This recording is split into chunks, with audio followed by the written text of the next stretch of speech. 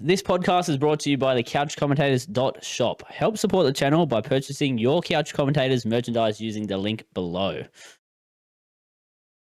Welcome back to the Couch Commentators podcast, the fastest growing podcast in the nation, and some may say the world. Today I have Dan and James by my side. Gentlemen, as always, how was your weeks, James, mate? Yeah, week's been good. Weekend was pretty good.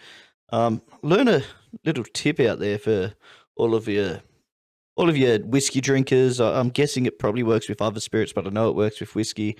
I learned how to drink it straight. Wow.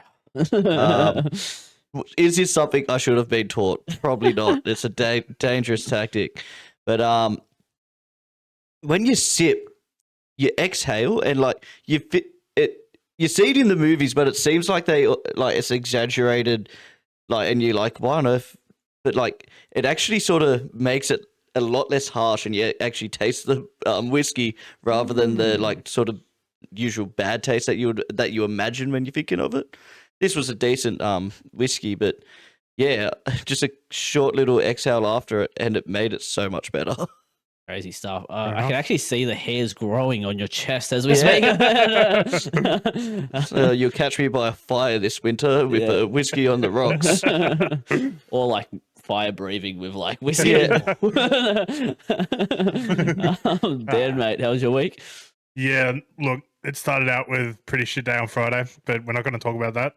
And then just chilled out for the rest of the weekend, just nice. Relaxed, watch some rugby league, and nice, good stuff. And didn't watch Money in the Bank on Sunday.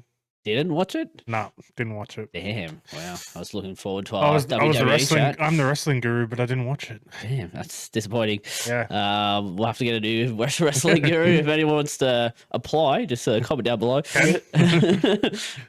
For me, my week, I know you guys care so much.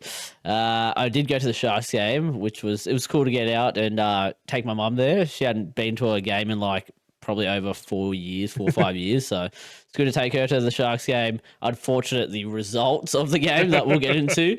But look, good night out. And another thing that I did find out, not similar to Joe's, but I had to drive around to get my pink slip on the weekend, and I found out you can just get them to drive to you. And I was like, wow, this is pretty cool. Like, it costs a bit more for the premium, but they drive to me and did my pink slip. So I didn't have to, after like going to 4 different mechanics on the Saturday, I believe it was. One was open and he was busy.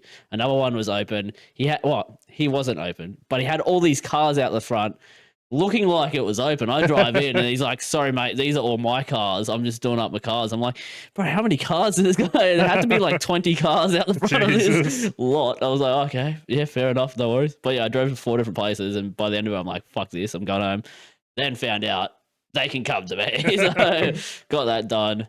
Hey, you're coming to me.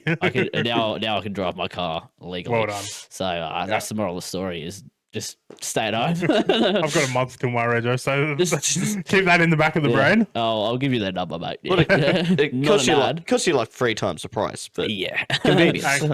Yeah, maybe I won't do that. Yeah. But if they want to sponsor us, reach out. Okay. Next on the list, gentlemen, it's the accountability. And as usual, guess what, gentlemen? We sucked again. And I want you guys to speak why you guys suck, James. Look, I thought I found a good horse, but there was another horse in the race that I thought I just liked it because of a joke name. I thought the horse that I picked was a lot better, but it lost to something called Thunderlips. Which is a pretty fucking good name. It's a pretty good name. Yeah. When it caught my eye, I'm like, no, James, this is your best bet. It's not pick the funniest name. I found something I liked. That's what I do every week. Yeah. And yeah, Thunderlips was the go. They were paying roughly the same. Really shot myself in the foot. Sorry to the fans. Dan, I want you to just tell them why you sucked. My horse just didn't run, Yeah. I think it walked. It Maybe a bit of a gallop. Yeah. Maybe got sent to the glue factory as well. True. But yeah. Okay. Good excuses. Why I sucked. Put too much faith in a horse that really hasn't been that good lately, and I am now officially off of Giga Kick, guys. I know. I'll be on. I know. That's the thing. Then it just everyone comes get out, on Giga Kick comes now. out and wins. But yeah, it was just didn't look good. Didn't get in a good spot, to be fair, but just didn't have the legs to even to challenge. Yeah, look, we learn from our losses. We learn and we move on, and we don't lose, we learn. Sorry, Tigers fans. Yeah, except for if you actually put money on it, and obviously gamble responsibly. 1-800-858-858. But with your head not over it. Okay, now the juiciest part of the podcast, the NRL talk, gentlemen. Firstly, we're going to get into State of Origin because new teams have dropped. New teams. Has the Queensland team finally dropped it? It only takes them like 10 years later. Yeah, they named it. They named theirs first. But they named it in alphabetical order because they're afraid of of picking their team because they pick and stick in Queensland. If you didn't know. Yeah, they pick and stick. Looking at that number 7 jersey. Oh yeah, let's get into it. Fullbacks, you got the same two, Ponga and Edwards. Wingers, you have Coates versus To'o, Toya versus Crichton in the centre. Then the other centre, Holmes versus Latrell Mitchell. And then the wings is Tabuai Fido, Hamaso Tabuai Fido. I don't know why I started on that. Zach Lomax on the other side. So Fido to the wing and Holmes into centre. Mate, I know Fido got stood up a little bit, but not even stood up. It was like more like his attack wasn't effective on Critter, but yeah. I think they're just hoping. I reckon Critter gives Holmes an absolute bath when we have the ball. They must be trying to combat Zach Lomax dunking on them. Is the only thing I can see. But Zach Lomax will still tower over Hammer. So yeah, but Hammer is a fullback, so he knows how to get. And Hammer's good in the air. The thing about Lomax is though, he's not necessarily super tall. He's not as athletic as like Xavier Coates, but he's strong and he's just gets there. Like, he's also got insane hand-eye coordination. Where his hand placement is like where he's like getting it at what height kind of thing. But he's a centre. But he is a centre. Yeah. He's in the centre of my heart. I think Tabuai Fido on the wing could work. He's got speed. Speed gets tries. So who knows? It's just a problem that I didn't know they really had. They thought they had. Al Holmes in the Queensland jersey on the wing is ridiculous. Like, obviously, he wasn't that good in the first game. I also just look at their running meters from the back now. It's like Halen Ponga, not known for it. Xavier Coates, a lot better than he used to be, but like not overly known for it. Yeah. And now Fido that barely has like 7 runs in some Dolphins games. Yeah, and then you look at really like runs into a line and like falls down. Is what I would say of Hammer. If he's like he's a Ferrari, he's a. Okay, well that's the back line. Obviously, New South Wales unchanged and will dominate. We easily 5 from 5 out of like better than their 5. Then we go to the halves. New South Wales stay the same with Mitchell and Moses. And the Queensland Maroons pick and stick style has dropped their captain. They have Munster and they have Dearden in the halfback jersey. Munster now the new captain, the man who used to he loved to party. Look, he has got off the alcohol and all that sort of stuff, but he's their captain of their state. It's one of the first. I don't want to let this slide, but is Latrell Mitchell playing in the halves with Moses? Because you said Mitchell and Moses are the halves for New South Wales. Say Moses and Cleary. Yeah, Mitchell and Moses. Yeah, that's the halves. Cleary's just not playing. Cleary who? No, now to the actual. When you said it, me and James just looked at each other and just fucking giggled. It's been a long weekend, guys. Pun intended. All right, now to my actual thoughts. Good on Munster for being named the captain. It's one of those odd times where the club captain is playing in the team, but he's not the captain. This has happened another time for New South Wales, actually. Andrew Johns was the captain of Newcastle, but Badiris captained his state. Wow. It is weird. Like, obviously, Billy gets to pick the captain, and he must see something in Munster. But Billy also works with Melbourne Storm as well. Is he then showing Bellamy I know who the captain of Melbourne should be? Is there a rift now between them? But then on the other hand, it's Bellamy's on the other team, so Is he like trying to like true. throw him off with making Munster captain? Like, I know Munster's been in a lot of states, but is he the captain of your state? As for his states. halves partner, the man hasn't played halfback for his club for too long, let alone now halfback of his state. Has he won a game yet? Yeah. It's worrying. Wait, didn't they beat Tigers with him? Oh no, he was. Oh, actually, yeah, you're right. So they almost lost to the Tigers, and other than that, they've lost twice. It's worrying, is what I would say. I don't think out of the two of them even have like an out and out kicking game. Nah. Like DC was definitely the main kicker out of the two. Then to go to Dearden and Munster. You look at both of our halves and like you got Moses. Moses can fucking Moses just penetrates the ball with his foot and just fucking. It'd be 100-meter kick. Yeah. I look at half of our backline and they're better kickers than Munster and Dearden. Yeah. Latrell Mitchell has a monster boot. Yeah, Stephen Crichton's very like delicate, like attacking the line, and then obviously goal kick, so he's got power. I've seen Lomax kick a couple grubbers in before. And he's kicked a 40-meter field goal. Yeah. Yeah, it is. I think it's worrying. Like, I don't know where their long kicks are going to come out. Like, when they're like trying to get out of their half with the shit wing fullback centers, then we're going to dominate them because they can't kick the ball down the other side of the field. We're just going to make 30 meters on them off fucking two runs. So now I'm seeing it as 7 players better than their 7 so far. That's what I'm getting at here. Now we go to the forwards. I honestly think we might go 13 from 13. Well, there's a possibility. There's no bias on this podcast. There's a possibility. We go to the forwards and the front rowers. We got Max King and Moeki Fotuaika, opposite ends. And then you have Harry Grant versus Reece Robson in dummy half. And then the other front rower, Hino Fa'asuamala Awi versus Payne Haas. We unfortunately had to, like Mitch Barnett, we've talked about last week, I believe, the ACL. So we had to bring someone into the starting front row. I didn't know, well, Max King was on our bench, so I guess he was. I did say that Max King will probably start. Oh, I think he played really well in game one. He did the job. And then, last night in a game that I didn't watch, he absolutely brought it to Parramatta, dominated. Didn't watch it. It's just weird. Didn't watch it. And going to Queensland's front row, I have heard there is an injury cloud over Tino, so that might be good for us. Look, I'm not buying into that. Yeah. I think Fotuaika's pretty lucky to keep his spot. I think there was something like he had like 5 or 6 runs in game one. Yeah. Like, as a starting front rower, like he didn't have an impact in defence. Barely ran the ball. That's like a cat. Yeah. I'd honestly be starting Lindsay Collins. Yeah. What does Big Red have to do? Yeah. Horsburgh and Collins would probably be better starters, I would say. Yeah. Than Moeki. But again, Billy the Bush Poet, in Billy they trust. Han. In the great words of Billy Slater, we are Queensland. Yeah, we're still Queenslanders.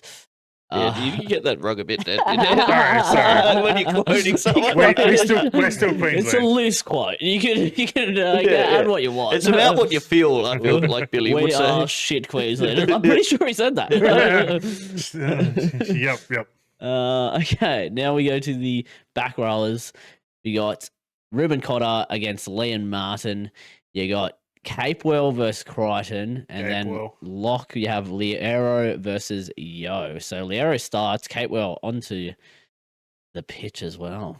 That's what I wanted to bring up about their forwards. Liero starting, dropping a certain someone to the bench. Paddy Cags.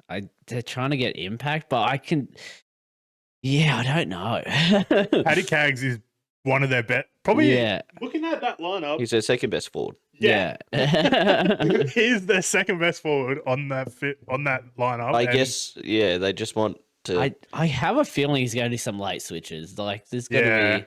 Like, you're going to try catch out, like, our boys, like how Madge used to do, like, I think Junior Paulo was named a couple times, though, and just like him and Campbell Gillard, like one would be named on the to start and one would name to bench, and it would always swap. And it was like, oh, you got us again. Yeah. I think there's got to be late changes there. Freddie. Just looking at the Freddie, it was the Why not team, Freddie? the starting team. Like Liera, I didn't notice him out there too much. And if he's coming up against future immortals, like, come on. Liero, like, he's a good player, and I'm sure he's better than what we see, but I haven't seen it yet. Yeah. Didn't really have an impact game one. I feel like that. Yeah, it's just a move to try to stop our bench, because our bench was just a lot better than theirs last game. So when Tino's like Fodawaker probably comes off first, Carrigan comes on, they get stronger. Then Tino has to go for a break, but they're not missing Tino and Carrigan at the same time. Yeah. Yeah, look, it's worrying signs with their pick and stick culture. Capewell, let me tell you. Good on Capewell. He's been in pretty good form, but he's been playing centre half the time. Yeah. Yeah. I think it's going to be a glorious win for New South Wales. Glorious. Glory. Glory holes. I didn't get where you got. If I was to say out of the starting 13 who we have covered, the only person I would probably put up against is Harry Grant. I'd probably give him the pass mark. He might get the. I'd give him the upper hand over Robson. And like, only just though. But then, this hurts me to say, like, because obviously I'm one of Moses' biggest fans. Yeah. You want to say Munster over Moses, especially Origin. Just haven't seen it lately, which could bite me on the ass. Yeah. I'm fully aware that I might be shooting myself in the foot by saying this, but it's been a couple of years since we've seen that Munster. Like obviously last year he was injured. Yeah. But like even before that, he just hasn't been the worrying Munster that. It's hard to do it off a cat pack. You know? I'm all about the cat pack. And I'm looking for the pack at the moment. They're all cats. Harry Grant, the exception. But how much can he bench press? Because I'm sure Reece Robson can fucking bench press like 120. Maybe more, 140. Reece Robson can bench press whatever Harry Grant can, and Harry Grant. Harry Grant. Harry Grant is just hanging on the bar. No. Harry Grant's doing his bench press, and Robson is underneath bench pressing the bench, Harry Grant, and the weight. So have that, what you will. 13 from 13, I think we win. I never knew Reece Robson played for the Sharks. Quinella legend. Okay. The bench now. We wrap out the teams. On the bench for Queensland, you have Kurt Mann, Lindsay Collins, Jeremiah Nanai, and Patrick Carrigan. For New South Wales, Connor Watson, Lenu, Hudson Young, and coming onto the bench is Stefano Utoikamanu. Making his debut. No, it's not debut. No debut, no. Oh, no, he played one game last year, eh? I don't know how he keeps fucking making this team. It is I don't know how Amole's not in there. Yes. Mole, Keon. Hamola's just not even there. I swear Burton said to New South Wales, if you're going to keep picking me 18th man, don't bother. Yeah. The poor bloke. I remember when he was that was Gus Gould had a complaint about it last year or something like that. He was 18 minutes so often. He got sent home early from one of the games, eh? Yeah. But yeah, either way, the benches look. I think their bench is looking very strong. Kurt Mann's on debut. I think he could be quite threatening in the middle because we do have a pretty big pack. Players that like to play big minutes. I feel like he's going to play a lot more minutes than like Connor Watson, who played fuck all minutes for us. Yeah. I feel like Trent Liera is not playing a full game in 13 when they realise he gets dominated. I think Mann will be coming on at 13. Yeah, 100%. 25 after 25 or 30 minutes, probably, maybe. Although they like to have that dummy half switch, and is Harry going to play 80? Because they don't have no Dearden. Yeah. They don't have no Benny Hunt. And the other thing, like I've been actually, I think there might be a chance that it'd be awkward to start, but Kurt Mann could start instead of Grant. I feel like so. Whenever Grant comes off the bench in Origin, he always seems more damaging. Yeah. Yeah, look, for us, obviously the big pick for us was Stefano over, the likes of Kalamatangi, who's been on fire, scored a try on the weekend too. Like, I'm probably there's one game that's probably put me off both Liera and Utoikamanu, the Raiders game that they lost, and like they lost it. Both of them lost it. I saw Stefano give away another stupid penalty this week, and I'm just like, I just don't want him near my Origin side. And I don't feel like he's gonna have much impact, and that's just my honest opinion. I guess it's just like body shape. He replaces Payne Haas. Big unit, and he is in the Melbourne system, so he doesn't have that tiger smell of him anymore. and we've got Bellamy around. Yeah, but the thing is, Keon or Mole have been playing a lot better football. Yeah. Than him. Yeah, Hamole just not in the squad, the whole squad at all is kind of interesting to me. Maybe there's an injury that we don't know about or something. Possibly. But Lindsay Smith in there is wild. Yeah, he's another player that I'm sure he's good. There's smarter people than me. He got picked for Australia last year. It is coming back to some of those Laurie Daly picks that are just slowly creeping their way in. You go, Loz, what are you thinking, Loz? Back to the Queensland side. I thought Nano was one of their best in game one. Look, Capewell, more defensive. Yeah, but... I seen a stat today. He's missed 60 tackles already this year. Yeah, but he's defending in the centres, which is a lot harder. But I am interested to see who's up against him. Will he be on the same side as Crichton? If so, I'm putting money on Crichton to score a try. Why do they persist with Cotter in second row? He doesn't get found out defensively, but he has no impact in attack. A lock opportunity there. If I was, I'm thinking if they don't think he's big enough to go up against our fucking units, which in fairness, I don't think he is. Yeah, either that or throw him in the front row. He can come off the bench, so Carrigan, Tino, then get a different second, get Nanai and Capewell, and then have Cotter come off the bench. So you got. He could come on and do a job on Spencer Lenu. Yeah. Yeah. You could even, just start him at front row and fuck off Mo Fotuaika. Yeah. Oh. Not Mofo, but... and hopefully this game we get back fence Spenny. Spenny from the block. Hopefully, after being called out by the media... they decide to kick off to him and stop being little fucking cats like they are. Not just their forwards. I call their forward pack cat pack, but their whole team. I've read the bench. They're cats. Cat. Paddy Carrigan. Okay, now we get into more NRL talk because we love it.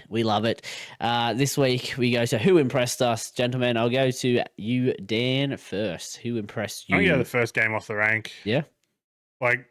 Knights versus Seagulls. Knights impressed me. They were 16-0 down. Yeah.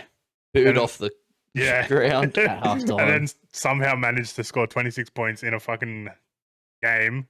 It just shows, how much of an impact Kalen Ponga can have on that team. If he's playing good. Yeah, if he's, playing good. That's Fletcher Sharp as well. Mate, that's your hunt.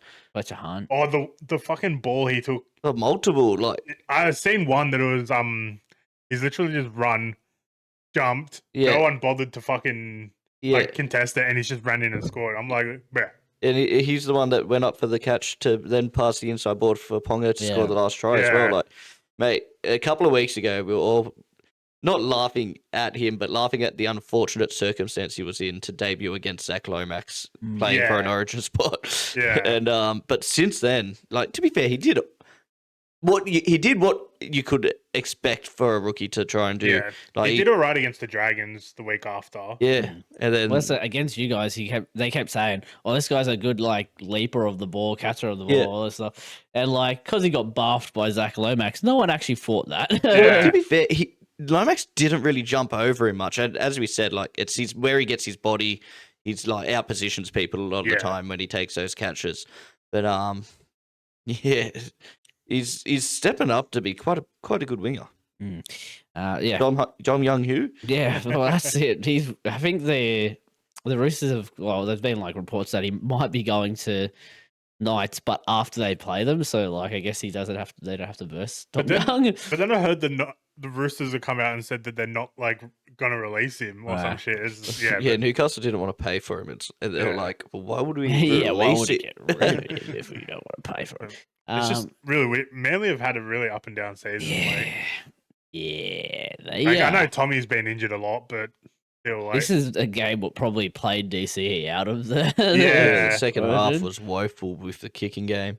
like they scored 6 points in the second half. Yeah. Not the best. It's tough times in the old Manly Seagull Off times in Brookie. nest. James, who impressed you? I'll go with the Bulldogs caveat, a little bit of Parramatta fans. Was it 60 odd thousand Yeah, that's out to that shithole call on a Monday afternoon? Public holiday or not, still had work the next day. And Drone from life. from experience of going to that game, not this year but the year before, that was pretty packed. I think that was 50,000. I didn't get home till like 9 o'clock because Yeah. like the stadium parking was just packed and you couldn't get out for an hour or hour and a half. That's why you never drive to a call. Yeah, yeah, they got the numbers there. Look, I heard Buzz gave them a bit of a drive by saying they didn't have this many fans a couple of years ago when they started. I don't know if he meant it as much of a drive by as what it was, but they've all come back for this resurgence. And look, anytime you're getting 60,000 to a game is huge, let alone it just being a game against a bottom of the table team. Yeah, when Like- you're coming first. Like Parra does have a big fan base, and we definitely got numbers there, but you could barely tell. Yeah, especially when the colors are so Similar, similar, and it's like, well, Yeah. fuck, it doesn't look like there's any para out there. yeah.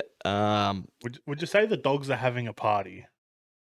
Apparently, yes. Yeah. They're at the top of the ladder, But- and Streets of Belmore are going off. The team played pretty well. Yeah, they Refs were pretty bad, but Bulldogs would have still won. But Yeah. refs were pretty bad. but, Kinda blew out at the end. Yeah. the try, one of the tries that I seen was the Lomax intercept to Moses. Yeah, Like Lomax looked like he didn't want to run, and then yeah. Moses I like think shot it was like a because he was rocket. like had to like Yeah, go like catch the ball there, and people were already getting around him, and like Moses was so quick onto it, like just started timing his run perfectly to Yeah. get it. Couple of intercepts in that game, Yeah, the, man. the Yeah. Burton one. I literally missed the first 5 minutes, and I come on and see that we've got a scrum at their 40-meter line. I'm like, oh, how good! And then And then Burton bang. intercepts and scores. I went, you're kidding! I've That watched for does not 30 happen. seconds. Ever. And, like, there was a couple comments I seen underneath the video, like, was he onside? Yeah. I didn't have a problem with it. He Yeah. was the feeder of the scrum, Yeah.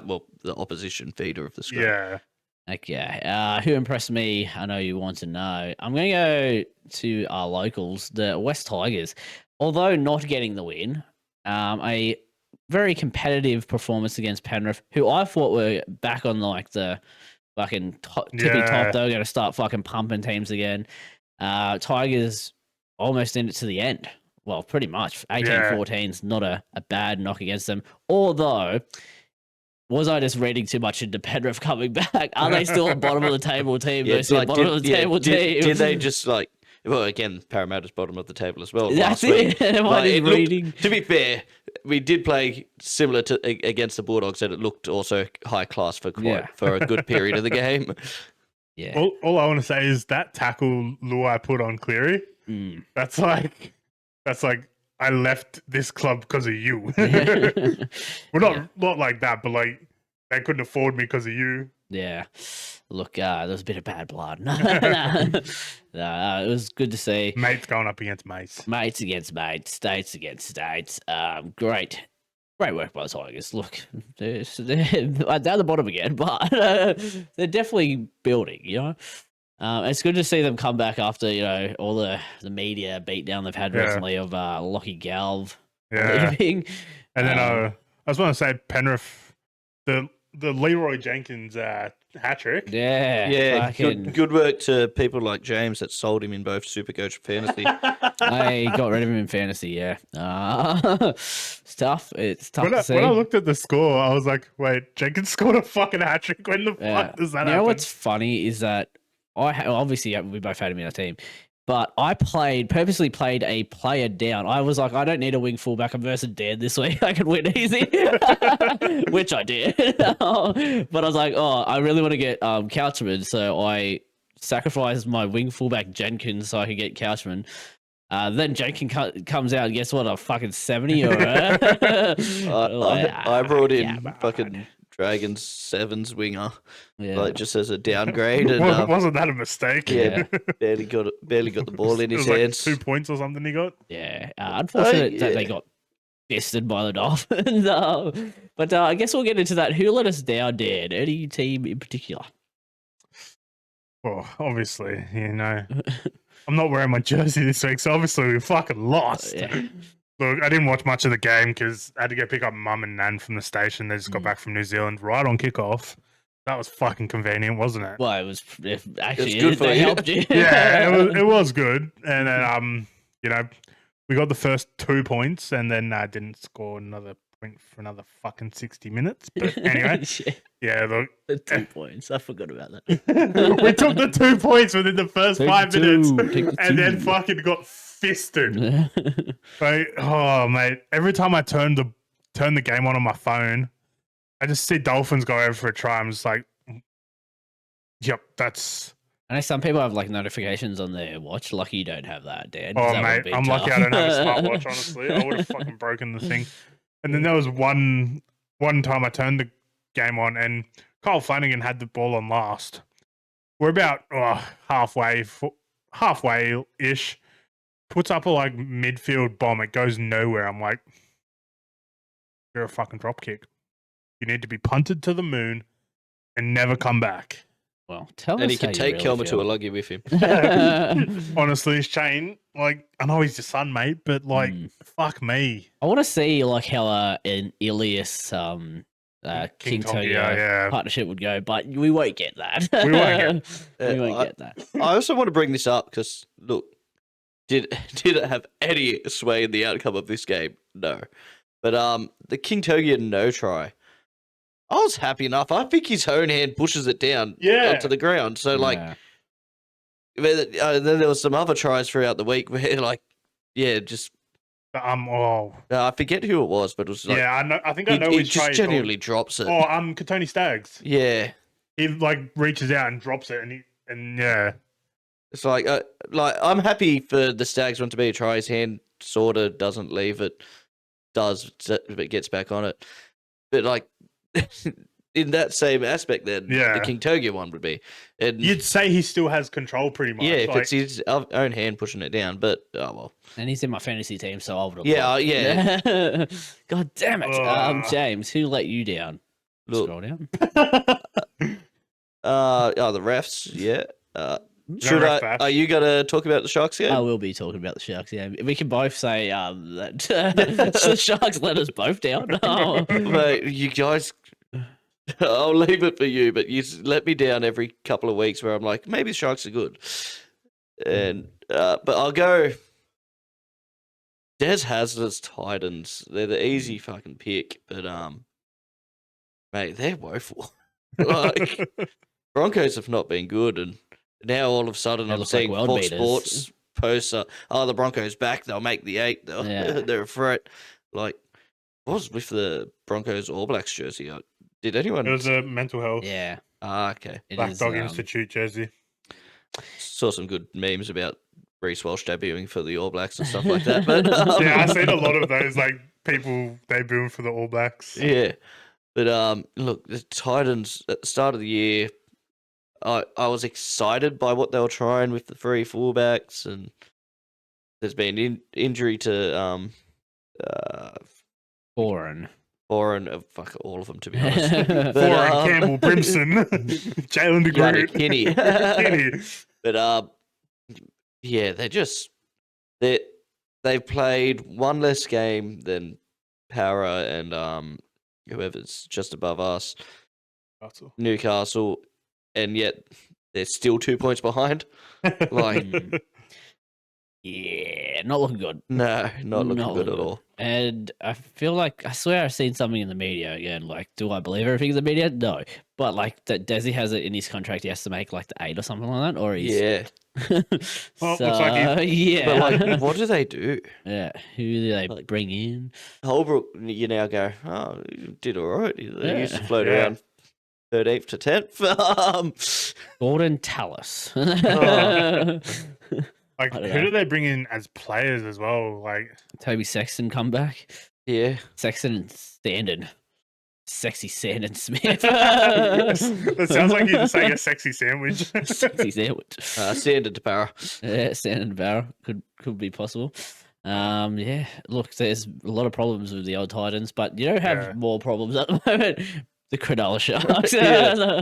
I was lucky enough to go to the game live and see my team. Lucky enough? Yeah. Look, there was 2 times that me and Mum got to get off our chair and cheer. Like, it was fucking close that first half, 12-10, I'll tell you. And there was chances that I'm like, we might be in this. We might be in this. Second half, I don't know what happened. Like, did they go to sleep? Were they, like, given the worst halftime speech of all time? Maybe.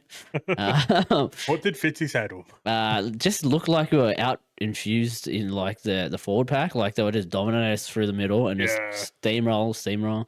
Like, a couple lucky tries here and there were, like last tackle tries kind of thing.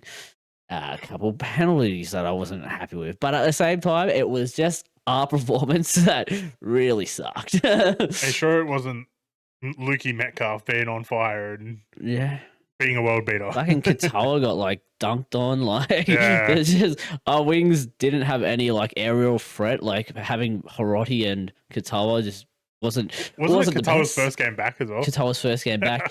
While watching it live, he looked like he was on one leg for most of the fucking game. Like he was just like limping Like the he's whole come back- time. like he's come back too I don't know if early. he got a cork in the game or something, but it was bad. Because it was hamstring injury, wasn't it? Yeah, something like that. Maybe Something to do with- shoulder surgery. I think okay, maybe. yeah. I don't know.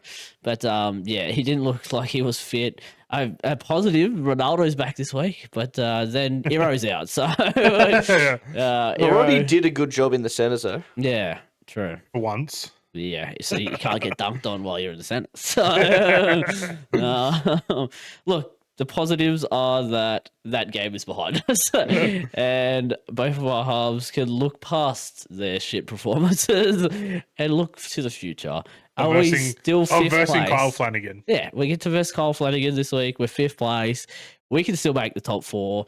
Any team can still win this. I thoroughly believe that. Like, I was looking at it, and as James said, Titans are on the bottom of the ladder. They're only 4 points off the 8. Yeah. On our worst day. Wait, are you sure? Because suddenly Parramatta's only 2 points off the 8, which sounds insane. Because Dragons are on 14, and we were equal 7th. Oh. Parramatta to make the finals. Yeah. Any team can make the finals. Any team can win. Any team. Although, correct myself, Parramatta is 4 points away. I didn't realise we're on the same points as the dirty Gold Coast Titans. You got to buy this week. We're clear. Yeah.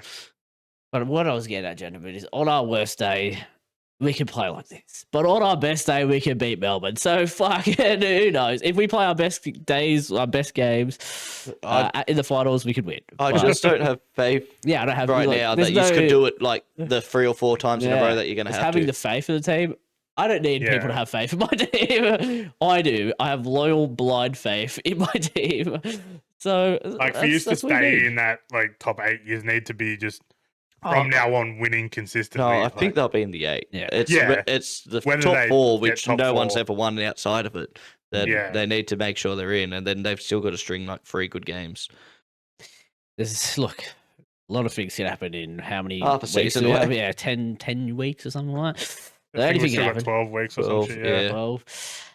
But yeah, we move on from the Sharks sucking this week. Mate, that Metcalf, fuck, who would have let him go, honestly? Honestly. Okay. Speaking of Sharks, Kyle Iro breaking the NRL era record of 9 games in a row he scores a try. That's crazy, considering he's also had like injuries. Yeah. And he comes back, scores a try. Yeah, like it's impressive, but it would be much more impressive if it was back to back. Yeah. If it was in the first 9 rounds of the season, it would have been good. Yeah. And coincidentally, Ronaldo's probably in his least tries he scored this year. So, do we count that? I don't know. So is this the record for the most in the tries NRL in era? consecutive games? Yeah, consecutive. Yeah. Was that a Raj record? Or I'm not too maybe sure. Alex Johnson? I just seen it wonder. come up on my feed and it was like, that's something we need to talk about because that's the only thing we got going for us at the moment. That's the other thing that happened to do with tries. It'd be fun if it's AJ. AJ Yeah. Broke 200 tries. When was that? Last week or the week? Yeah. I think it was the week before or something. No, I think he got close, and then this week because he scored a double even in their loss. Oh yeah, against the Raiders. Yeah. Herbie Fardworth is on a try scoring streak similar to Hero, but he's he's like at 8 games or something like right now, or at least 7. It might be like in his first 9 games. I don't think it's like because I swear people probably scored more than. I don't know. Like it's very that's a lot of weeks in a row to just bang a try. Yeah. Look, for it to be 2 centers though, that you just think a winger would be. Sorry, I just said his name wrong. Kale Iro. You know, he's pretty consistent with scoring tries. So, in fact, he's done it 9 times. Yeah, I think you might be onto something here, Dan. You might be into some stats, man, over here. Stats, man, while you agree. Yeah, okay, cool. Check the stats. Okay. Something that's really hot to trot is Big Papa, gentlemen. I don't know if you've seen it on the weekend, but he got 2 tries, a double. In space of 3 minutes as well. That's hot for a forward. That's hot. And Ricky Stewart cried. and more. And because it wasn't just 8 points he scored. Yeah, he kicked a fucking goal. That's what made Ricky Stewart cry. Sorry, I'm sorry. And what game was it for him? It was his big 319. Yeah. And 19. He breaks the Raiders record. Yeah. Look, what a man. What a mullet. Yeah. I'm surprised he didn't get the call up for Queensland, honestly. Mate, yeah. There was a part of me that just went, I wonder. Yeah. Like, bring him off the bench like the Raiders are, playing for like short 20 minutes. Yeah. It was enough to make a grown man cry. And that grown man was Ricky Stewart. The photo of him will be on screen right now. It's just hot. It's good stuff. It's showing his heart out there, you know? Did you see the video of his son?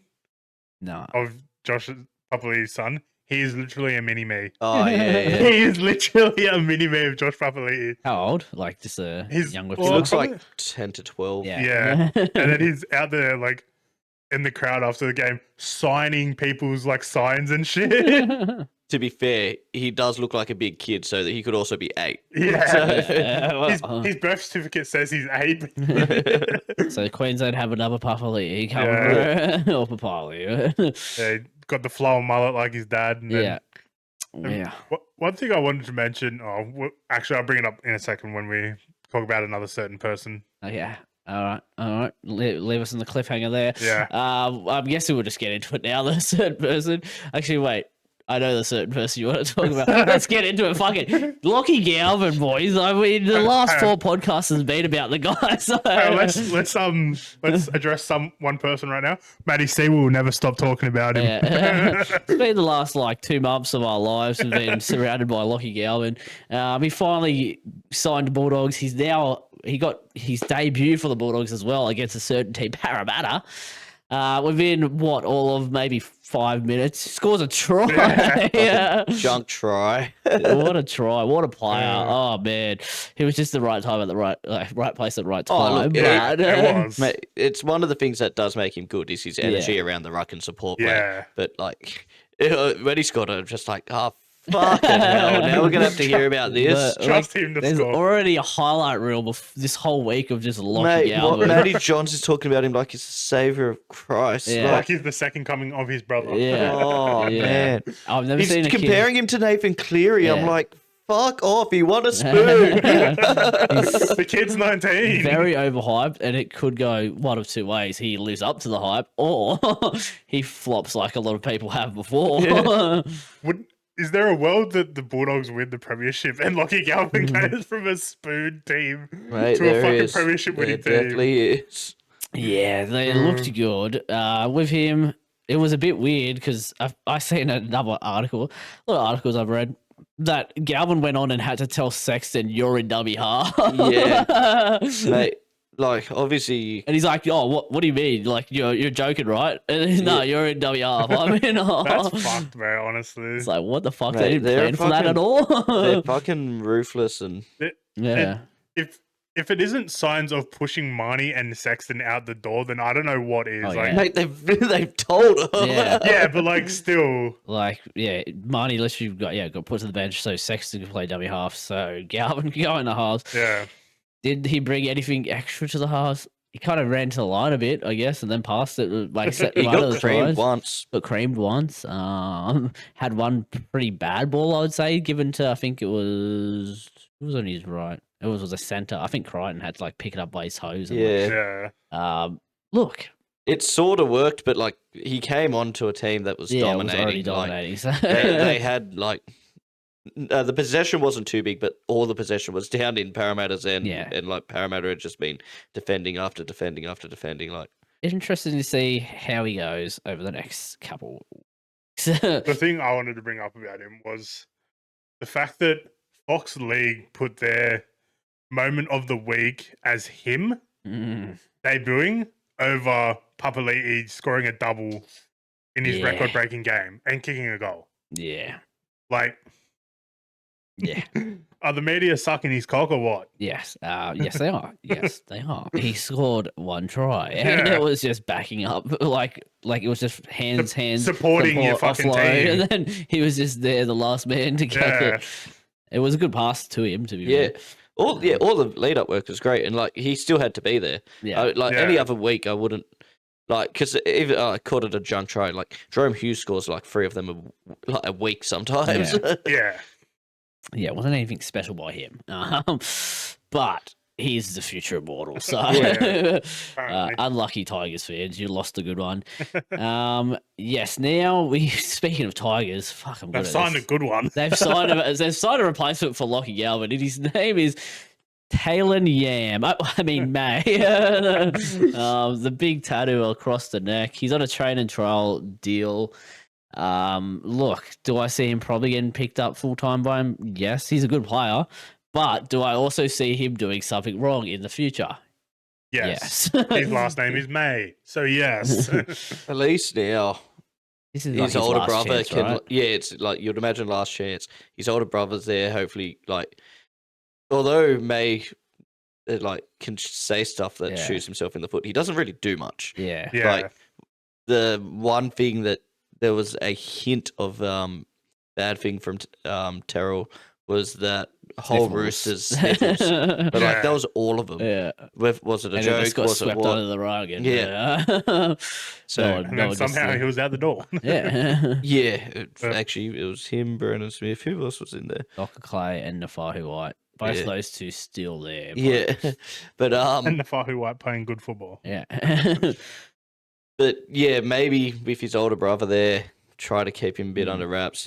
His older brother Tyrone when he comes over. He'll be when they get all 3. There is talks I seen. I think it was Clarkey, so don't trust that. Really, again, I've read a lot this week, but that Tyrone wants to come over or whatever. So God knows. Tyrone wasn't not a great person. Oh. Look, who knows whether how much she consented or what. But either way, footballer, he's all right. Depth. Yeah. Look, I think they would be building a lot of depth. They also got a signing of Kai Piss-Paul, which is an outside second rower that they needed. Probably another good second rower. Yeah, they needed one on the right, probably side, the right side. Yeah, because Fainu's left. Yeah. With Galvin, unless they end up going a Fainu side on the right. Fainu. But look, they're building a decent squad, and I think it can only be. They can only go up, right? Just seriously, that many premiership winning Panthers players. In the school of not truthfully speaking here, I actually think they looked a lot better now that Galvin's out of the team and all the headlines were off them and towards the Bulldogs. They looked a lot better. Heath Mason's doing well, and I'm worried that he keeps my boy Elasu out, and I don't want that. I do think they just need another half, so Lartu's. I would love to see Luai go back to being 5'8". Yeah. It would be disruptive, but and you might not do it this year, but 1.2 million on as a 5'8". Yeah, but he can still lead the team. Yeah, I mean Dylan Brown's going to be that. Dylan Brown's going to be 1.3, 1.4 as a halfback. Well, I think it was actually 1.6. Yeah, look, Tiger's going all right. The May brothers, we'll see how that goes. We'll see. I don't know. Like, obviously, at the moment, I think Tiger's last 2 games have made him look like a fucking Origin center at the moment. Then you have like the wingers, Taruva and Skelton, both guns. I think so. I wouldn't drop. Skelton absolutely shattered someone on the weekend. Yeah, and then the only person who like Dewey, I think he does well. Like, yes, he's an older body. Maybe he might get the flick, but I guess Taylor's got to prove himself to be able to even get his team. So we'll see. It's a good headache to have when you have too many outside backs. But then again, Dewey also could play 14 for him. Yeah. But then Talon De Silva. Yeah. So yeah, they have a good headache. Okay, now we go to our eye catchers, gentlemen, and I'll go to Dan first, mate. So I was scrolling through Instagram and I was just looking, and I'd seen a video from Live Golf, and it was Phil Mickelson sitting in a bunker. He's got his back to the flag, pretty much, and he's just like chipped the ball, landed on the green, and it rolled in. Like I'll get the video up and show you. Yeah, I've seen it. I've seen it multiple times. I've seen it. No. I've watched the fuck out of this. I'll show Brandon so that I thought of it as an eye catcher this morning as well when I saw it again, because I saw it yesterday, like overnight, and then I saw it again this morning. I was like, "Fuck, that's good."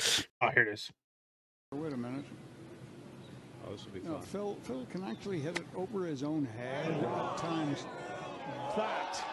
Wow. What a shot. Oh, fuck me, that is beautiful. That's hot. I need to say that is hot. So. Yeah.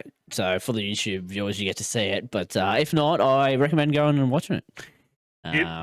Yeah. Search up Phil Mickelson backwards chip, and it should come up. Yeah. That's hot stuff. It's stuff you dream of doing. I'd love to be able to do that shit. Yeah. James, mate, your eye catcher. My eye catcher. Look, cricket season, we're well away from it, but we're not. Pat Cummins over in England for the World Chess Championship. Met up with Jeremy Clarkson, former Top Gear and now for Clarkson's Farm fame. Yeah, they did a bit together. I imagine he might be a bit of a guest on the next series of that. They were playing some cricket, and like he was just like bowling some pies to some of the guys like that work at the farm, and then like they were scoring some runs because he was just like sort of just rolling his arm over, and Clarkson's like, "Do you ever get anyone out?" And then, so then he just puts the tiniest bit of effort and clean bowls this poor guy. I seen that video this morning. I thought it was fucking hilarious. Yeah, well, we might get that on the If it screen. was Clarkson getting there. Yeah, he said, "I can't play cricket to save my life." But I saw that, and like, is this the start of Pat Cummins growing bigger than the game in a sense? Like, no one's ever bigger than the game, but similar to how Warney was a star and a cricketer, could this be the start of Pat Cummins branching out into the wider space? Trying to become more of a media man. Because, like, mate, there's people in Australia right now that probably could not know Pat Cummins. Yeah. But Well, obviously, he's our cousin, so we see him on a regular basis. Yeah. Last week. But as far as in England. marketable men go, mate, those Gillette ads sell me on a razor. Tall, dark, and handsome blue eyes. Yeah. That's just like the three of us. But yeah, If he wasn't our cousin, you know. and Prime is like pumping him. I know, obviously, our ads are a bit more Australian focused, but they're all of Pat Cummins, like from Prime. Yeah.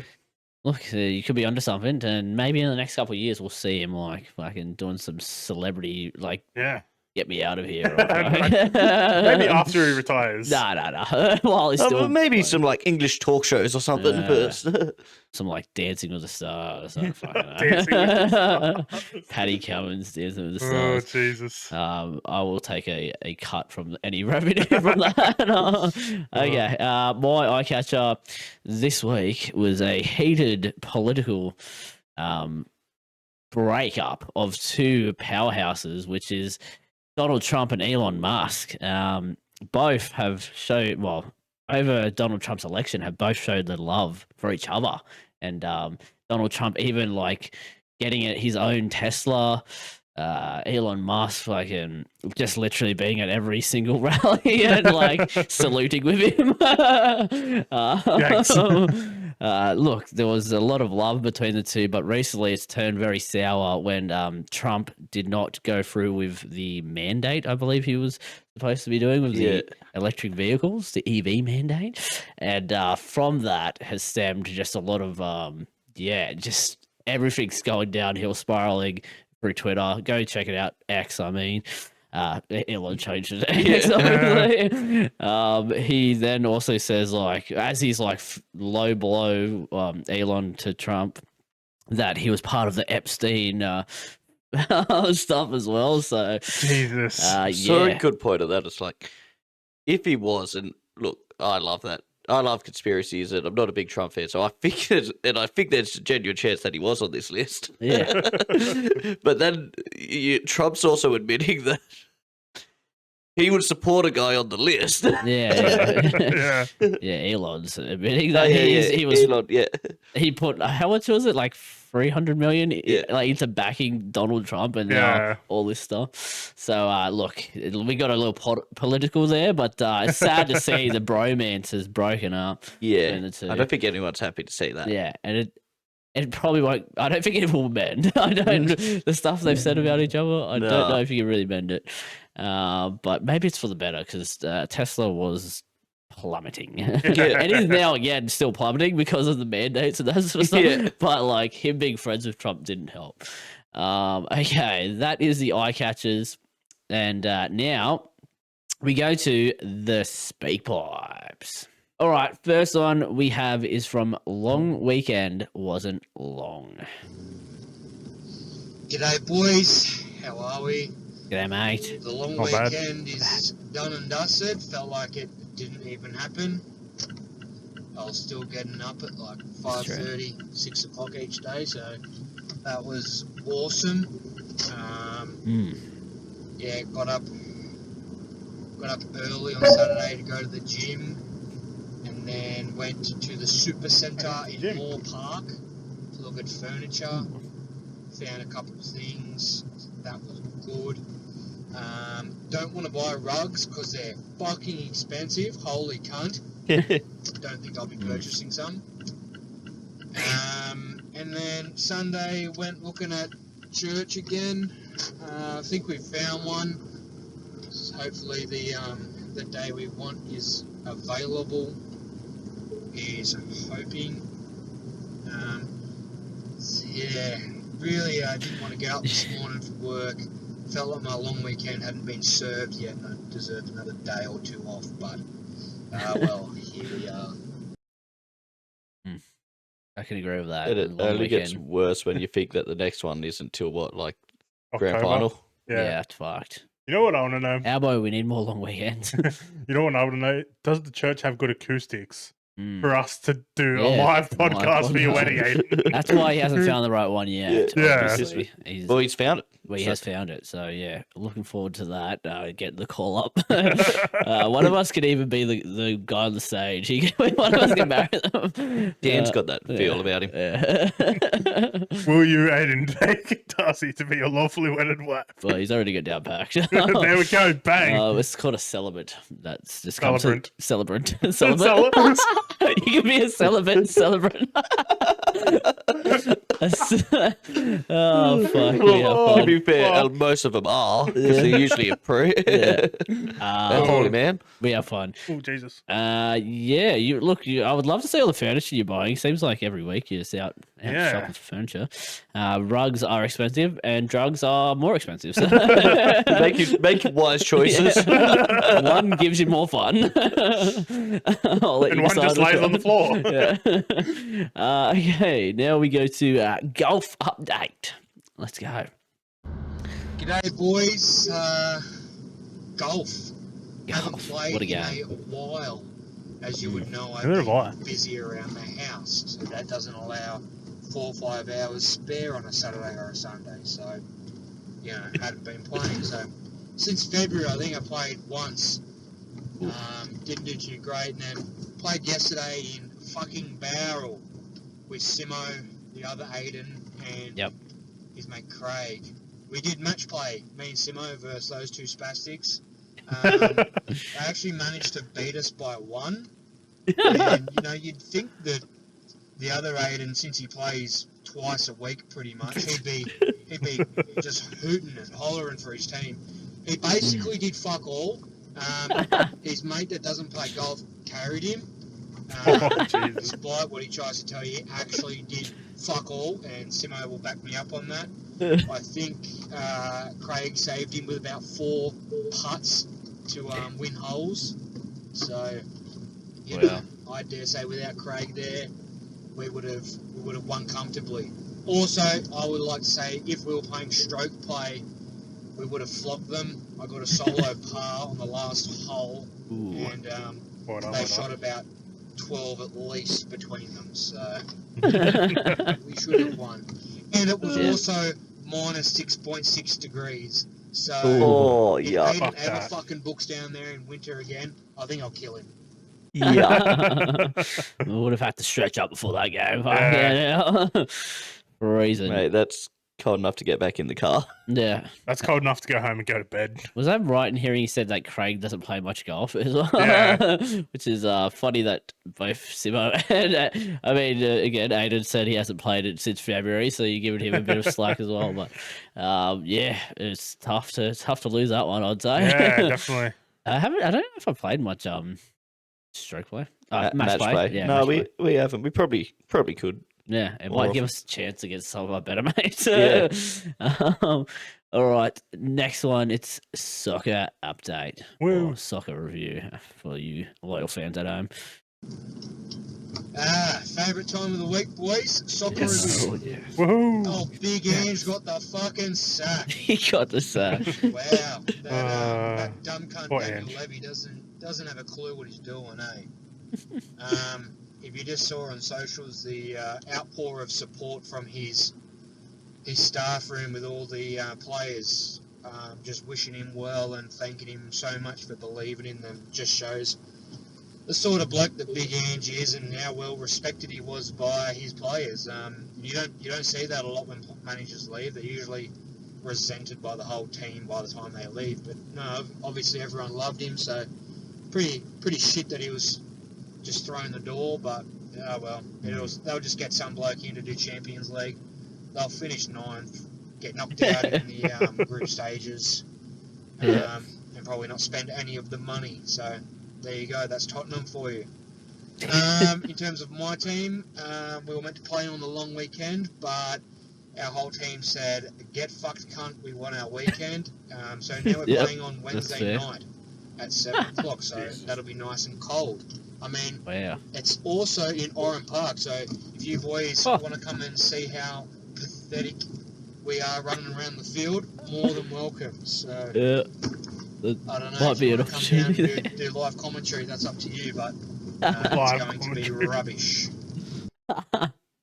I can imagine just like the other team. Oh, he scores and he scores again. And he scores again. Aiden touches the ball and he misses the goal. Sounds very interesting, but I do have a game of cricket to watch in the warmth of my lounge room. Yeah. True. I think that starts at 7:30 Yeah, tonight. so I can watch first 20 minutes or so, then duck back home. Yeah. Look, I mean, I couldn't believe poor Ange, but it is they are performance based, and that guy sacked people for less. Yeah. So Ange, just come back home to Australia, mate. Ange got to. We got a World Cup to win. Yeah, Yeah, exactly. he's won in his second year. He always wins in his second year, so good shit. Sad to see. Hopefully, he goes on to another good team, or again comes back to us. So Yeah. okay.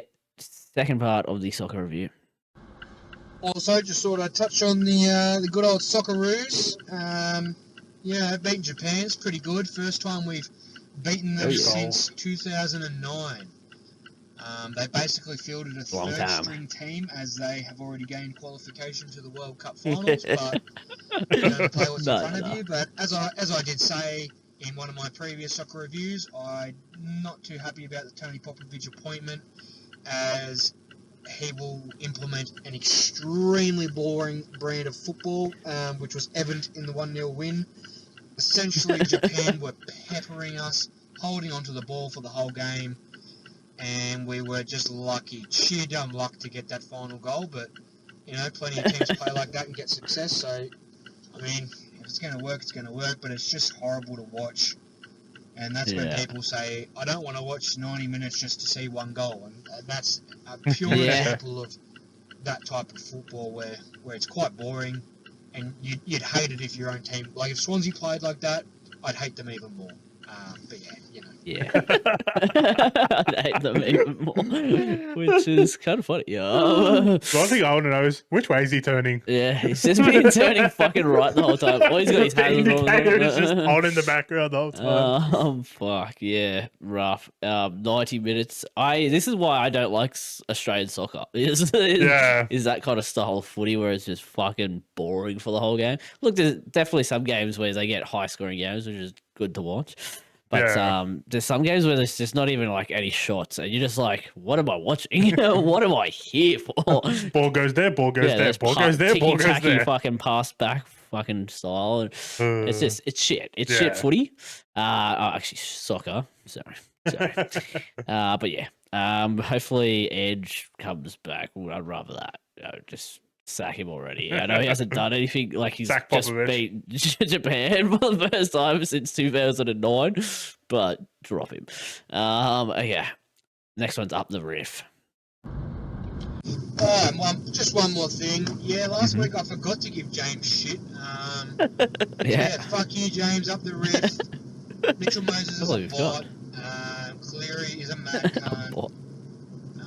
And then now I'll say, Matty C, fuck you, cunt, up the riff. Luai was being carried by Cleary for the last 4 years. So yeah, up the riff. Love you, Nathan. Love you, Nathan. Well, enough said.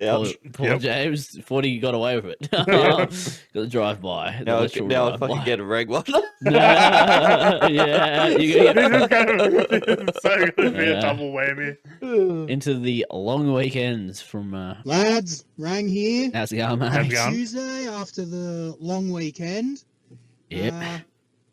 Just want to get your thoughts on long weekends generally. Obviously, they're one of the best things about our country. Yep. Getting an extra day on the Friday or the Monday to not have to go to work. But for some reason, we've decided to front load all of our public holidays in the first 6 months of the year. Like now, it's June now. We've just finished we've had Australia Day, Easter, June long weekend, and now the King's birthday. Now we've got to wait till October for another one. And then after that, it's just Christmas and New Year's. So what are your thoughts? I wouldn't mind them spread a bit more evenly throughout the year. As the year drags on, you could really use a few extra days off getting towards that like October, September sort of period of the year. But yeah, what are your thoughts? I think Albo needs to grow some nuts and just fucking give us a new one. Yeah, it's give me new. Like, keep the June long weekend, but move the King's birthday weekend to an actual fucking weekend near his birthday.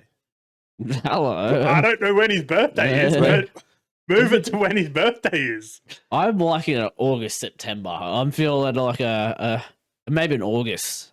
I don't know what in August. But just give us a day. Call it sick day. Yeah. King's birthday is the 14th of November. So it's a bit long to wait. Then we're backloading. We're front loading, backloading. The middle loading is what middle I want. is still a bit empty. So maybe one in August. Yeah. One in September. One in July. One a month. One a month. That would really, really make my year if we had one a month. 12 long weekends a year sounds fucking good. Yeah. I will say, like, long weekends in general, I do love it. It's just good. Like, you just have that extra day. Like, it means you can go hard if you want to drink on the Saturday, and then you just got the Sunday into a Monday. I did nothing but lay in bed all Sunday, and then my day wasn't much more active on the Monday, but I was out of bed. I was moving.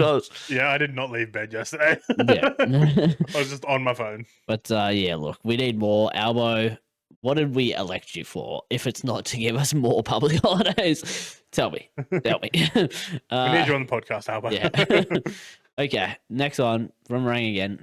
Pretty good weekend of footy for some, and by some, I mean me.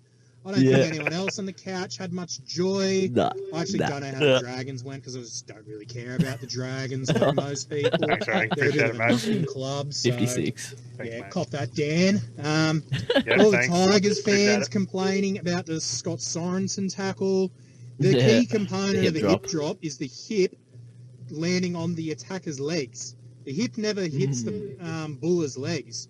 He grabs around the waist, slides to the ground, but then Buller's he's on both knees sliding on the ground, and Sorensen's beside him. It's not a hip drop, so stop complaining about that. And yeah, the Luai penalty was soft, but NRL's been pretty consistent in calling that of late. There's no benefit to doing that. If anything, I just think it's dumb from Luai. Like, it's not a needed play. You were still in the game at that point, and he just went and did that for no real reason. But yeah, I guess that's why he plays for the Tigers now and not Penrith, because Tigers always seem to find themselves in shit like that. And good game for the Doggies.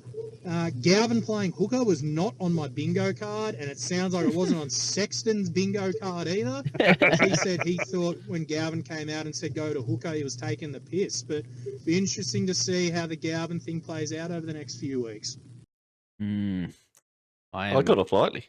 Yeah, he kind of just ripped into all of us. Ripped into us all and then ripped into you mainly. And Tigers got the biggest hiding. Yeah.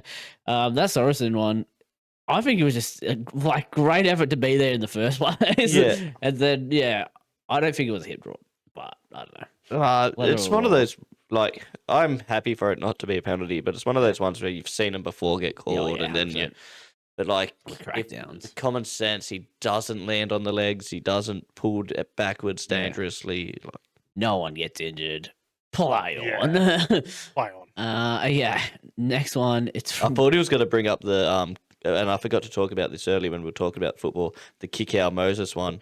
That just came to my head as well. And like, it was fucking easy sin bin. And yeah, I got a personal gripe with Cooper Cronk for saying that Moses milked it. Like, what do you mean? He kicks the ball and his leg gets clipped. Like, you just naturally got to spin and fall on your back. Like, I think Harry Grant got done against Sharks for the same thing. Yeah, like it wasn't overly dangerous, but it's just it's just can't what it take is. out the legs. Yeah. Now we get to see the other side of the golf because guess what? Rang's going to tell us about his golf story. And I think this would be more positive. Yeah. And then, for the rest of the weekend, my missus was up in Brisbane visiting family, so Nice. I played golf on Yeah, as Saturday you and do. Monday, went down to Bowral on Sunday, and broke 100 for the first time. So I was beautiful. pretty pumped with that. Good stuff. Starting to improve a bit, still a long way to go. But then on the Monday, played again with one of my mates, Craig, and then Simo and Aiden. It was Craig and I versus Simo and Aiden, and we absolutely obliterated them. We were up by 4 holes with 4 to play. We couldn't lose. 4 And then we holes just with pretty 4 to much play. Stopped trying by that point. Yeah. They got back to, we only won by 1 hole, but we already won, so there was no real competition in it. And the feels like temperature was negative 6.6. Oh, yuck. Doesn't get any better hearing it I again. wouldn't call that ideal conditions. All had a pretty good day of golf, a lot of laughs had, a lot of shits talked by Aiden Earl, who did not back up any of his shit talking. He just dribbled shit all day, and I feel bad for Simo because Simo was basically playing on his own. I think they used 2 of Aiden's shots all day, and one of them was a putt. So, yeah, that says a lot about his golfing skills.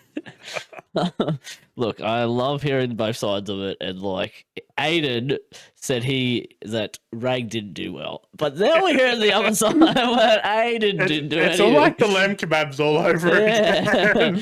Is it somewhere in the middle where they both were shit? This is why you come to the couch commentators, because we give you both sides of the story. Yeah. But both were right on the minus. It feels like -6 is fucked. I couldn't play that. I would not want to play golf in that. No, not at all.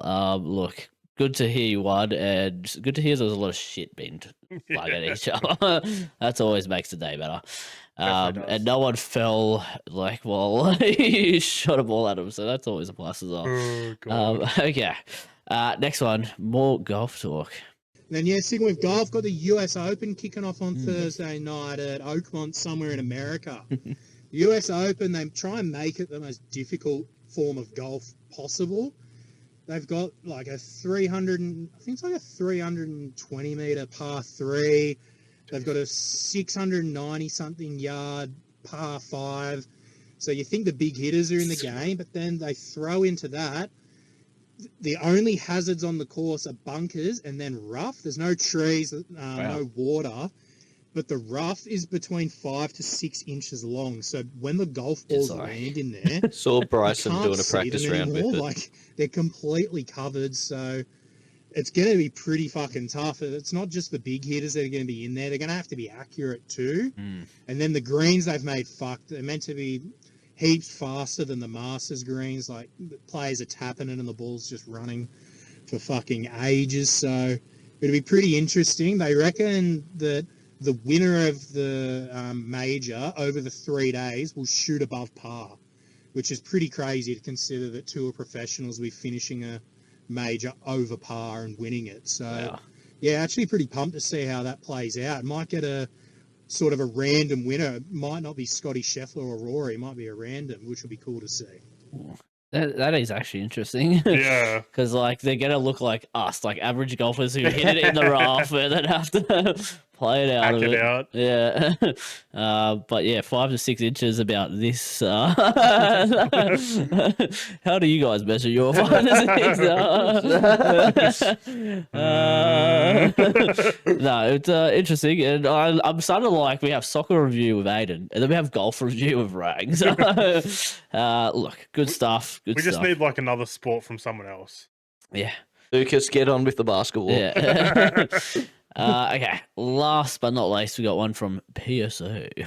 And this is just a quick public service announcement for all the energy drink consumers out there.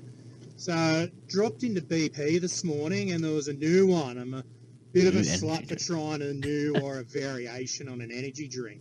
There's a new one called Kamikaze. Oof. Oh, that sounds not too bad. Got the, I don't know what it's called, fucking icy pole flavor or some shit like that.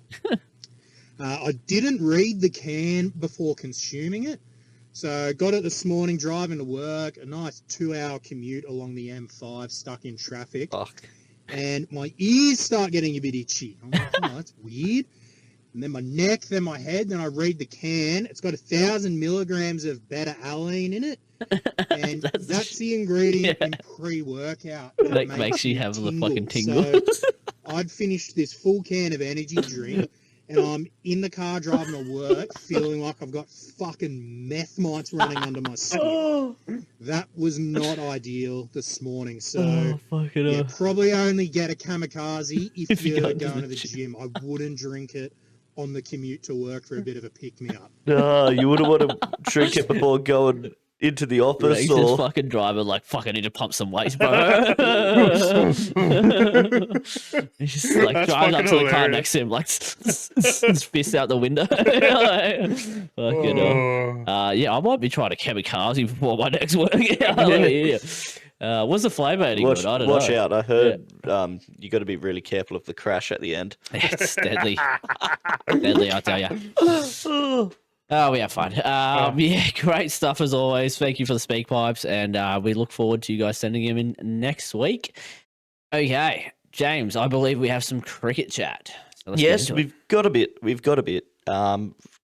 the top of the list, Matty Hayden, Big Doss, has been inducted to the ICC Hall of Fame. So Stuff, mate. little cup there.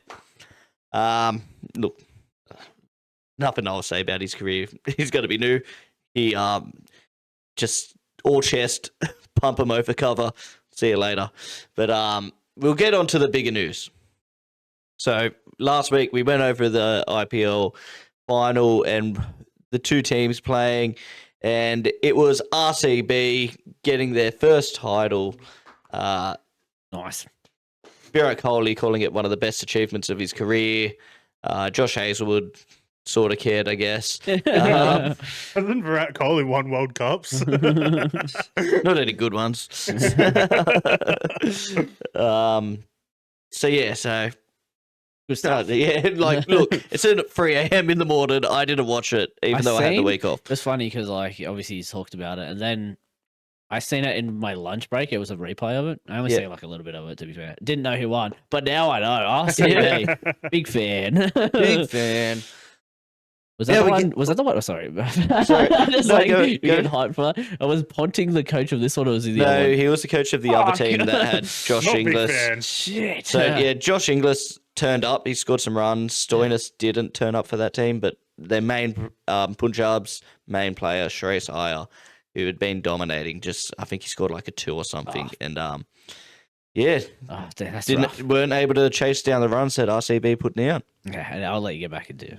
Okay. All right. You'll go back into your corner. And now, all right, tomorrow, as of recording, tonight, as of the podcast coming out, 7:30 p.m. Wednesday, the World Test Championship final between Australia and South Africa will be starting. We don't care about the South African team, really, but the Australian team, there is questions around positions of opener, then our number 6 bat and our number 3 bat. Cam Green, although it's been playing county twos, so it's like sort of good cricket, not really. Yeah. He has scored multiple hundreds and has been looking hot to trot. He's almost forced his way back into the team, even though I think he could have scored 50s and probably got his way back in the team. That's how much the selectors love him, and for good reason, especially before he got injured, he was starting to dominate and starting to show the promise that he's shown from when he was a young up-and-comer to now he's already like 27. So we need to start seeing some of these runs. Yeah. So he comes in. The question is, does he come in at opener, number 3, or back at like number 5 or 6? The talks coming out is that Constas will be the one to miss out, which bit rough, but it is easy to see that he's still got a lot of development to go. And this is a one-off test where you want your most reliable players. It looks like, which goes completely against what I'm about to say. Rumor is that Marnus Labuschagne is going to open the batting. I don't know how I feel about that. Nah, it's he's been struggling to score runs internationally and domestically, and now he goes into the hardest position at one of the at Lords against a very good pace attack. Against fucking what's his name? What's their massive Cokehead? Yeah, Rabada. Yeah. Look. Okay. 1 month off. 1 month. 1 month. 1 month, and we won't tell anyone until you've already served the month. And but yeah, so. That's the talk. Cam Green possibly 3 or 4, depending on him and Smith. Because obviously Smith became the best player in the world again, batting at 4. So you probably keep him there, but we have seen him bat very well at 3 before. Bo Webster, you would imagine, keeps his spot. He's been in good form. He finished last year against Sri Lanka. He was still good. Then as far as his county cricket gone, I'm pretty sure he's been in the runs, taken wickets. So, and Cam Green can't bowl. He's still coming back from this back injury.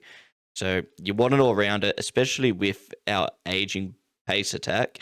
We have a tall team. There is talks about you could just have free slips, smudge, and then you just go Webster and Green. The height difference: Smudge, Webster, Green. Yeah, so Webster covers second and third slip, and then Green in the gully. He covers fourth and fifth. But I want to talk about Josh Inglis. He's such a good player in outstanding form right now that we can't find a way to get into our team. Obviously debuted late in last summer, scored 100 on debut. He's a bit unfortunate, but geez, the trouble is he's a 5 or 6 bat. Yeah. Where that's not the spots that are open, but he's got to be close. I wonder, like, he opens in one day. I wonder if they've flirted with that idea. Yeah, possibly. But they really want Marnus to come good. Like, he's 31 or so. This should be the prime. They really want him to be the stepping gap between our older players, like your Smudge and your Warner's. Like, Warner's already retired. And then your new... Yeah, and Usman. They want Marnus to be the step between the generations. Yeah, they want him to be the next Steve Smith. Yeah, well, not even that, but just they need a core of players, and like their original plan was definitely Cummins and Labuschagne to be those two are a bit younger than the older boys in the team. It just sucked that Cummins was ravaged with injury. Yeah, but in his career, he's still like 3 to 4 years younger than Hazelwood and Stark. Yeah. So, but I go on to say all of this that we will pump them. Yes, comfortably. They're a good team. Sure. But Bavuma looked like a kid meeting his hero for the captain's photo. The only thing that he wasn't doing was going like this to him. Yeah. Mr. Cummins. Most of these players I have not seen do anything against us. The last time we played, we pumped them, except for one game where we may have got pumped, but I think we won 3-1 that series. They've been playing nobodies. They barely played a test match. They're the 4th best team. They shouldn't be here, and they'll find that out. Probably should be us versus India. Yeah, you could almost make it just that every year. Yeah. But yeah, we make him pack it up and go back home. So look, don't even play the test. Just give us the trophy. Yeah. 7:30 kickoffs. Great time to watch some cricket while you eat dinner before you go to bed. Look, there might be some nights where I stay up the whole time, especially I won't be working this Friday, so I'll get Thursday night. Yeah, so if I can push through the Wednesday night, I might watch this whole test. But yeah, I think that's really it. We don't know the team selection yet. You won't even know it by the time this comes out. It'll only get really announced half an hour before. Yeah. So, we'll at least get the team tomorrow, and then the actual lineup. Yeah, will be half an hour before, like you said. So all I know is that we're going to be too good. We'll send them into bat, nick them off, see you later, get them out for spit, roll them over in 2 innings. Goodbye. 1-0, fuck off. 1-0, fuck off, back to back, baby. Give us the World Test Championship. Give us the big golden lollipop. Give us the big chubba chub. Good stuff as always, James. Lovely cricket chat, and I'm sure we're going to be getting that over the next week or so. So look forward to that. Come back next week when we've won. Yeah. Yep. Just like the video now, comment yes we won, and then anything else you guys want to add? Nah. We don't do this often, but I want to give a shout out to a game I finished the other day. Yeah. Expedition 33. Just a recommendation, really. I highly enjoyed it. If you got Xbox Game Pass, it's free. Not sponsored, but I just really love this game. Fair enough. Shout out the game. What's it called again? Sorry, Expedition 33. Expedition 33. James's recommendation. Maybe we bring back that every week. For me, I will shout out you guys for watching, and if you feel like it, you could buy some merch. If you feel like it, you could like, comment, subscribe, and maybe follow our social medias. Would be kind of nice. And by that he means do it now. It's all right, fucking now. You got this far in the video, fucking do it. I'm not going to end this podcast until you do it right now. So This podcast will never end. Thanks for watching, guys, and we will see you guys next week. See ya.